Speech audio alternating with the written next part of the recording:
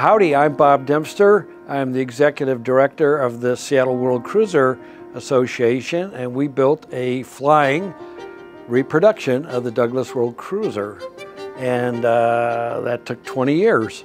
AOPA keeps flying safe, accessible, and fun by protecting your freedom to fly. We are the most trusted one-stop resource for all things related to general aviation. Become an AOPA pilot today.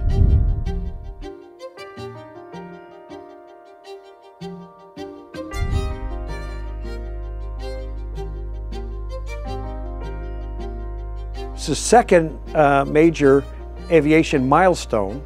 Okay, milestone is first time ever after the Wright brothers.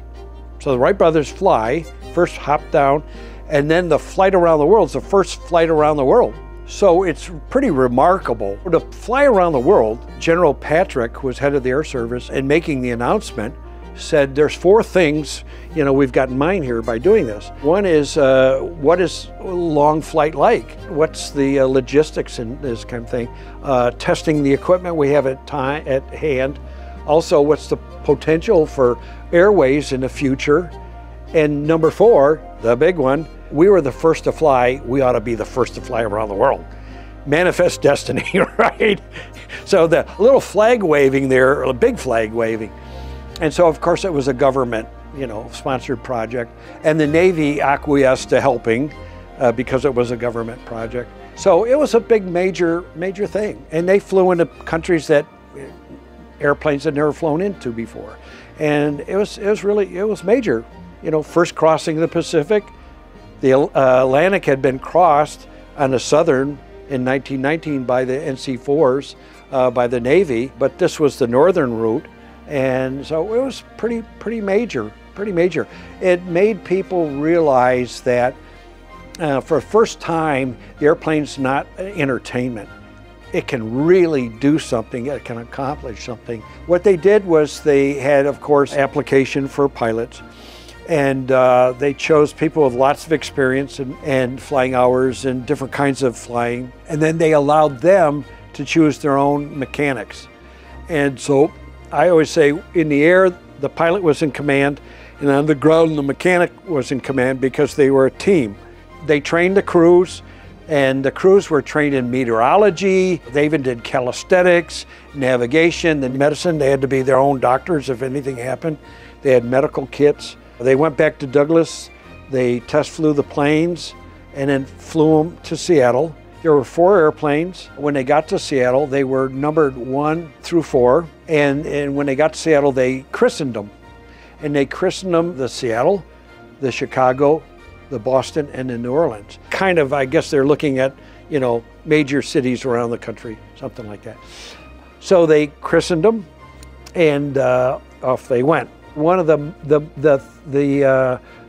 point that was really moving on the entire flight for them was they went to the University of Tokyo, and the president gave a presentation speech. He said, your flight is a great honor for your country, and you've done this magnificent thing, but it's to the pride of the world and the honor of the world of what you're doing, because you're connecting the nations of the world. And they were, they're in tears, I mean, it was very moving because they had gone through all this, the illusions, hell on earth. And people say, oh, good flight, blah, blah, blah. But he was putting it in a bigger context, the world context, and not only now, but the future. Okay, here we are at the World Cruiser World Headquarters. Ta-da! I should light my cigar though. Okay, here we are. I'm home, did you miss me? And here it is. Ta-da! The World Snoozer. My friends call it the snoozer because it took me 20 years to build it. They say I must have been asleep. How do you like these tires? 3 feet in diameter. And of course, custom-made rims and aluminum. And now, when we built this airplane, my byword for the airplane was safety and reliability. So when we got to the wheels, we put brakes on it. and a tail wheel. So we have a Beech 18 tail wheel. And then when we did the fabric, we put on modern fabric, which was Stitz in those days. Now it's polyfiber. So it's non-flammable and I can smoke my cigar. Unlike the old days. The flying wires and landing wires are all custom made in Scotland, the only place in the world where they make flying and landing wires anymore. And so those were all made for us. I say custom because of the length. They wouldn't stock World Cruiser landing wires anymore. So when they started out on the world flight, they had a full exhaust system like this, and they kept breaking. I've actually sectioned it to take care of some vibration, and they kept breaking. So when they got to Shanghai, they threw those away, and they had little short stubby ones put on. And then they flew the rest of the way around the world with the short stacks. The engine is a 1918 Lincoln Liberty V12. When we got these engines, we rebuilt them and went to the hot rod guys, race car guys, and had pistons, modern pistons made with modern rings, bearings. So all the bearings, the rod and the main bearings and the thrust bearing are all brand new. And also we had Inconel valves made and new springs and adjusters. So as you can see, it's pretty good wingspan. It's 50 feet. The wing chord is 7.5 feet. We had to wiggle it around to get it in the hangar because the door's only 45 feet. So that's why it's on dollies to wiggle it around in here. The plane's about 35 feet long, and the height is almost 14 feet on wheels. On floats, of course, gets a lot bigger. Empty weight is around 5,000 pounds, and gross with 450 gallons is over 8,000 pounds. The U.S. Air Service was part of the Signal Corps in the Army, and then they broke away to the Air Service. And of course, this is the original logo that I hand painted myself. And this is, of course, a reproduction of the Seattle, which was #1. It was the command ship. Major Martin and Harvey was the pilot and the mechanic. As you can see behind me, I've got the fabric pulled up, and so that you can, originally, it was designed so you could get to inspect the airplane. So this is the aft fuel tank, about 117 gallons. And then there's 152 under the pilot's seat. In front of the instrument panel is a tank of 120 gallons. And then in the upper wing is about 50 gallons. And so all of those were built from the original drawings, as was the whole airplane. Accessibility was really favorable, not only in general, but on the world flight, so they could inspect it as they were flying around. How about that? Well, Diane's my co-conspirator. I'm not in this alone. I have help. You know, it's like any big project. They say, "Oh, you built the World Cruiser." No, I didn't build the World Cruiser. I instigated the project and I managed it and blah, blah, blah. And here's one of my financiers right here. She tries to keep me honest and on task, but that's a challenge for everybody. When Carter Teeters, who was our test pilot, we did some taxi runs down the runway. We got back and I said, "Well, what do you think?" He goes, "Let's go flying." And I thought, yipes, you know, did I do it right? You know, well, what he knew was flying down the runway, you could tell, you know, if it's going to start, you know, drifting off the runway or something like that. You know, are the controls effective? Is it rigged properly? If it's not, you know, it'll want to pull to one side to the other because the tension on the wires aren't the same.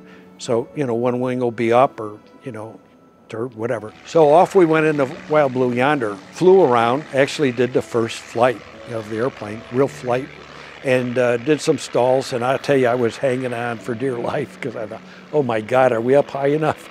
Here we're doing stalls and pulled the nose up and I'm literally hanging on. I mean, I'm really nervous. And it goes, oh, just like the Cherokee. And I went, what was that? Power on stall was 25 miles an hour. And Diane was standing off to the side and she said, what were you doing? I said, well, we're doing stalls. She said, well, you were flying along and the plane stopped. and it wasn't going anywhere, and we couldn't figure out what was going. Well, that's about what it was like. So it was, oh, my heart. So it was very interesting, the test flying and everything. It was a really great project. And the idea was to celebrate the original flight. And of course, now we can't fly around the world. You know, we got wars all over the damn place. And then there was COVID for a couple of years. And so the 100th anniversary is this year. And so we'll take the plane up to the Museum of Flight. And my intention is donate it to the museum as a permanent exhibit. So in the end, you know, I'm accomplishing what I set out to do, which is celebrate the world flight. But as a pilot, I'm, you know, disappointed, obviously. There's no two ways about that.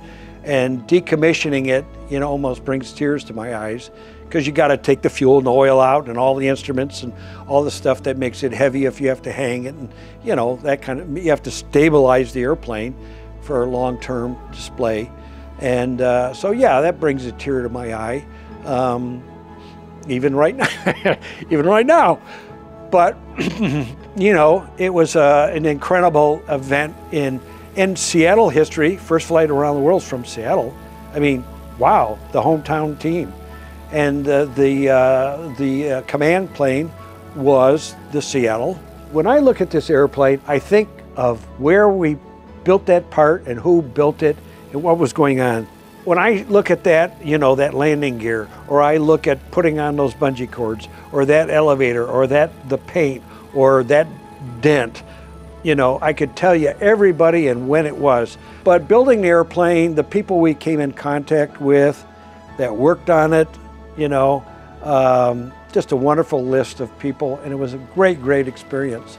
It was very gratifying for Diane and I to, you know, it's not payback, but it's sharing, you know, that experience with, you know, all of the people that were involved.